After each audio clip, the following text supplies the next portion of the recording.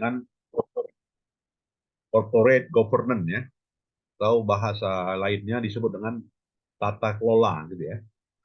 Ya, tata kelola istilahnya sekarang, dan sejauh mana pentingnya corporate governance ini, dan juga sejauh mana peranannya ya, peranannya dan pentingnya serta etika dari praktiknya dari tata kelola perusahaan itu pada saat ini. Nah, berbicara topik ini adalah tata kelola itu berasal dari siapa? Ya, berasal dari atasan gitu ya, atau direktur. Direktur lah yang dalam hal ini punya peranan mendelegasikan ya, peranan mendelegasikan tata kelola yang baik itu, di mana board of director tersebut gitu ya juga menerima limpahan ya kewenangan dari siapa? Dari shareholder gitu ya, dari pemangku kepentingan ya, pemegang saham gitu kan. Nah, jadi pemegang saham ini mendelegasikan apa yang diinginkannya ya kepada direktur gitu ya, board of director untuk mengendalikan sebagai alat kendali lah kira-kira demikian. Dan dewan direksi di sini memberikan suatu pengendalian ya di level manajemennya. Ya, jadi dipraktikannya semuanya di level manajemen dan dilakukan monitoring. Ya, monitor dan juga terkait dengan hal ini adalah seluruh keputusan yang diambil mulai dari pemilihan sampai kepada penilaian yang tidak sesuai ya, sampai pada sistem rewardnya ya. Jadi sampai kepada sistem reward kepada manajernya, ini lingkup delegasi yang berasal daripada shareholder ya. Nah, ada dua pertanggungjawaban yang diserah terimakan dari shareholder kepada board of director. Apa itu ya? Yaitu berupa ya yang pertama adalah perlindungan ya atas kepentingan investor yang tertuang atau yang tertera pada ekuitasnya. Jangan sampai ekuitas dari investor itu turun. Kenapa bisa turun? Ya, karena adanya penurunan nilai ya, shareholder value-nya turun. Atau juga maksimalisasi shareholder value-nya tidak berjalan. Ya, sehingga dalam hal ini tidak terjadi yang namanya safeguard the equity investor interest. Jadi faktornya salah satu kerugian ya. Kalau dia kerugian penyebab dari equity investor ini turun. Yang kedua itu adalah perlindungan terhadap corporate stakeholder. Ya, mulai dari bukan hanya apa aja ya, bukan hanya ada kepentingan pemilih aja, tapi ada faktor lain yang harus dikendalikan, dipertanggungjawabkan, yaitu kepada karyawan, kepada customer, ya kan, kepada supplier, kepada kompetitor, ya, dan juga kepada masyarakat yang lebih luas, society at the large, ya, untuk menjamin bahwasanya apa yang dilakukan, tindakan yang dilakukan oleh perusahaan itu semuanya berlangsung legal ya, dan juga sesuai dengan pertanggungjawaban sosial. Nah ini. Nah, bicara tugas dari board of director, maka di sini tugasnya adalah tugas untuk duty of care. Duty of care artinya apa? Dia terima sebagai delegasi untuk mengambil keputusan. Nah, itulah peranan direktur. Jadi keputusan itu direktur. Kemudian juga melihat untuk terkait dengan loyalitas tugasnya. Nah, untuk melihat loyalitas tugasnya di sini meliputi kepentingan secara artinya di sini kepentingan perusahaan lebih tinggi dibanding dengan kepentingan pribadi gitu ya. Jadi tunjukkanlah loyalitas. Nah, loyalitas itu adalah hasil dari delegasi yang didapatkannya dari stakeholder tadi gitu ya. Ini bicara tata kelola gitu. Yang ketiga adalah duty of good faith. Ya, jadi bagaimana tuntutan kejujuran itu ya, tuntutan kejujuran dalam mengendalikan perusahaan untuk melaksanakan tugas yang amanah yang diberikan oleh shareholder, gitu ya. Itu disebut dengan duty good faith. Dan juga duty not to waste. Ya, tugasnya itu semuanya berhasil tanpa ada yang tersisa. Jadi di sini adalah prosesnya untuk penciptaan nilai terjamin ya. Dan dari seluruh tugas tersebut didefinisikan dalam sebuah aturan ya, dan aturan itu legal. Dan juga ada tugas dari manajer tadi, board of director tadi juga diawasi, ya kan, yaitu diawasi oleh yang namanya board independen. Dari sudut pengendaliannya, board independen ini mengawasi dari tupoksinya board of director, gitu ya. Apa yang sudah diberikan tanggung jawab, ya, to carry out their responsibilities, board must ensure.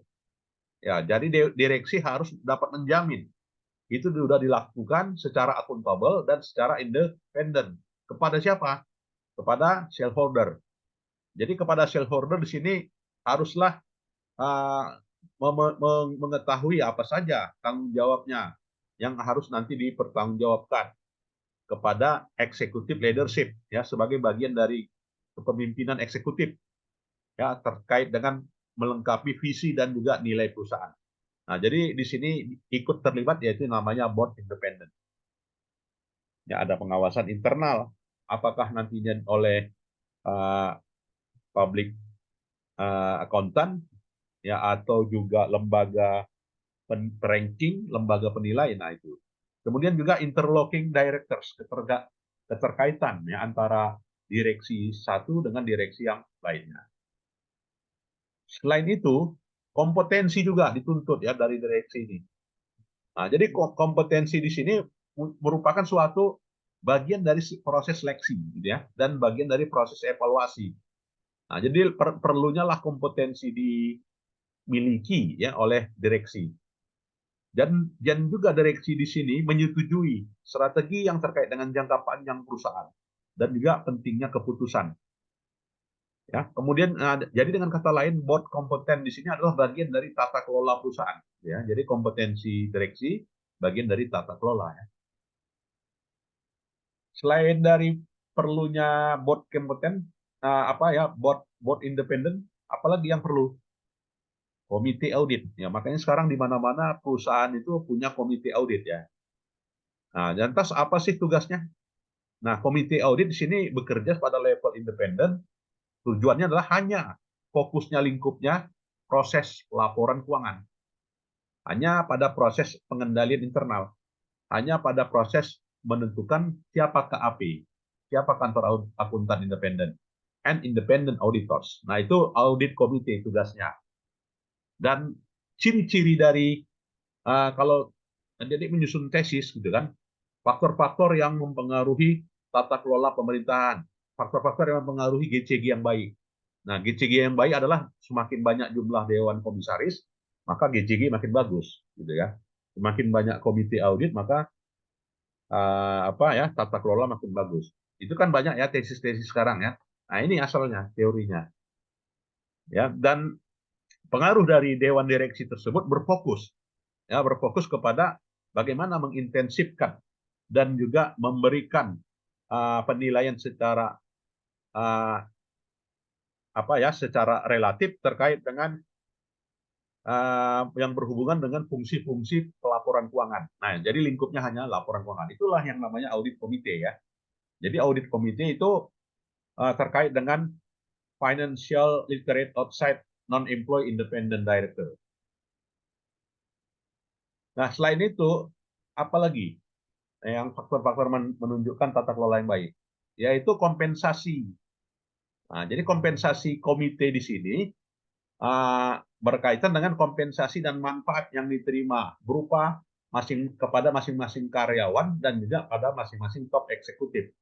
Jadi kompensasi di sini harus juga diberikan pertanggungjawaban, ya, artinya diberikan tanggung jawab yang penuh untuk dinilai, ya, untuk agar apa? Agar motivate manajer, ya, dapat memberikan motivasi manajer. Jadi level kompensasi itu bagian dari tata kelola perusahaan, ya. Jadi fungsi kompensasi di sini ditentukan oleh fungsi human resource function, ya, bagian SDM. Dan juga perlunya lembaga konsultan, outside consultant diperlukan, ya. Dan tata kelola perusahaan di sini juga menjamin, ya, bahwasanya yang dilakukan oleh perusahaan sesuai dengan arahan dan juga ditentukan oleh di manage dengan sedemikian rupa sehingga nilai perusahaan itu tercipta, ya, dan dapat dipertanggungjawabkan kepada siapa? Kepada stakeholder, baik itu employee, supplier, atau juga society, ya. Dan tata kelola perusahaan ini bagian pengendalian untuk menentukan perilaku top manajemen. Nah, itu ya, jadi bisa dijadikan variabel tesisnya ini kalau yang berkaitan dengan lab implement GCG. Dan juga relation management control.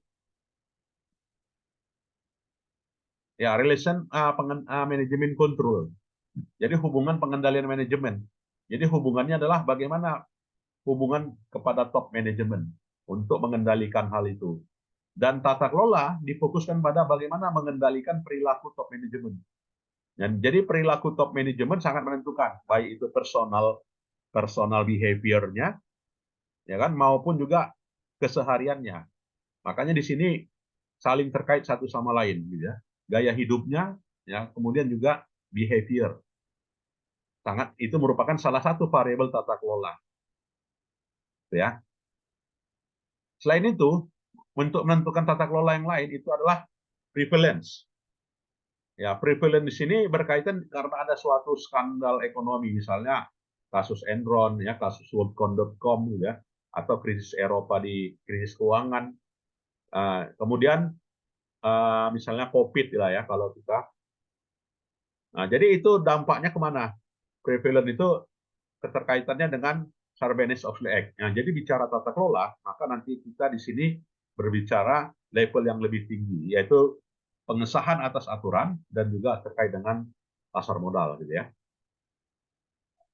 Nah, apa yang terjadi ketika adanya lahirnya Undang-Undang Sarbanes-Oxley Act? Nah, kalau udah Sarbanes-Oxley Act karena adanya Enron case kan gitu ya, atau karena ada Xerox dulu kan, Xerox case, gitu kan, Enron case atau juga Xerox case. Jadi mana diragukan ya penyajian pelaporan keuangannya, aspek transparansinya, aspek ketepatan waktunya, ya kan, kualitas pelaporan keuangannya, dan berhubungan dengan otoritas pasar modal di Amerika ya. Jadi banyak negara itu melakukan revisi kembali atas regulasinya dari apa lahirnya Sarbanes-Oxley Act tahun 2002 ya. Nah, jadi itu evolusi juga yang namanya Sarbanes-Oxley Act menyebabkan terjadinya perubahan dari beberapa regulasi ya berkaitan dengan implementasi tata kelola sebagai suatu alat pengendalian manajemen gitu ya. Nah, tepatnya di pasal 404. Nah, jadi pada pasal 404 diinginkan praktik bisnis yang bagus. Nah, jadi dengan kata lain, Sarbanes-Oxley Act inilah merupakan pilar ya dari yang namanya pengendalian internal yang baik, gitu ya. Ya, terpenuhinya legal requirement, ya, terpenuhnya legal requirement, dan hampir semua ini sekarang sudah diadopsi oleh beberapa perusahaan di seluruh dunia, ya. Dan dalam Sarbanes-Oxley Act tersebut juga diperlukannya external auditor, ya, dan juga beberapa apa ya untuk menilai pelaporan keuangan ya, board rank internal control ya, sejauh mana pengendalian internal ya yang sudah terjadi gitu ya. Itu. Kemudian keefektifan. Jadi sejak adanya apa ini ya GCG ini dinilai keefektifan. Sejauh mana keefektifan tujuan manajemen dan juga sejauh mana keefektifan penyajian pelaporan keuangan ya. Sehingga dalam hal ini Paul Sarbanes menggaransi ya kecukupan pengendalian internal ya. Nah, inilah ya. Jadi di situ level tata kelola itu beda ya. Di Anglo-Saxon Amerika beda ya. Jadi di Anglo-Saxon Amerika yang bukan negara jajahan Inggris ya, tetapi negara jajahan di luar Inggris, aturannya beda, kemudian tata kelola perusahaan ya, kemudian eksternal auditor ya, kemudian rating tata kelola dan juga ancaman-ancamannya juga harus diungkapkan. Nah, ini. Begitu juga di Western Europe atau disebut dengan Anglo-Saxon, apa ya, Inggris ya. Nah, jadi Western Europe di Asia ya. Jadi level kubu Asia, kubu Eropa dan kubu Amerika gitu ya. Western Europe. Nah, jadi Anglo American itu Anglo-nya benua Amerika termasuk Indonesia ya.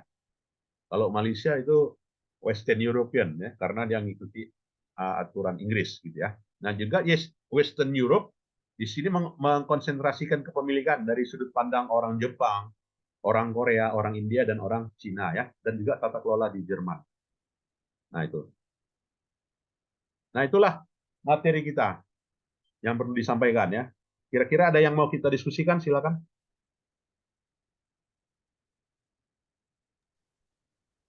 Prof, Ya, untuk absensi kita masih belum ya ya di belum, apa belum, di belum saya set. kelas? Nah, nanti saya set, Belum tenang ya? aja lah. Oke, baik. Kita mau SS dulu boleh ya?